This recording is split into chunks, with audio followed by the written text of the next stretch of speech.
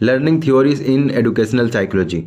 कभी सोचा है कुछ बच्चे एक बार सुनते ही समझ जाते हैं और कुछ को बार बार बताना पड़ता है। फिर हम लेवल लगा देते हैं, ये इंटेलिजेंट है, ये एवरेज है, ये वीक है। पर एजुकेशनल साइकोलॉजी कहता है इंटेलिजेंस का इशू नहीं होता, लर्निंग थ्योरी का मिसमैच होता है।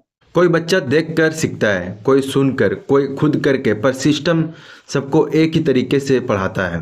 जो फिट हो जाता है वो टॉपर बन जाता है, जो फिट नहीं होता वो पीछे रह जाता है।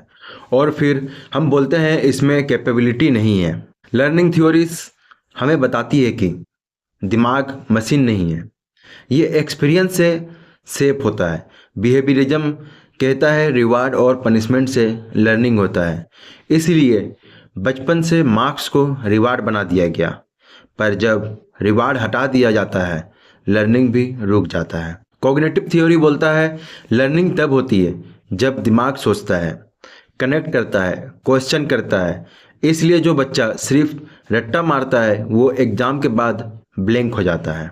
कंस्ट्रक्टिविज्म बोलता है बच्चा खुद नॉलेज बिल्ड करता है, पर क्लास में उसे बोलने का मौका ही नहीं दिया जाता। कभी नोटिस किया है जब आप किसी चीज़ को किसी और को समझाते हो तब आप खुद ज़्यादा क्लियर हो जाते हो।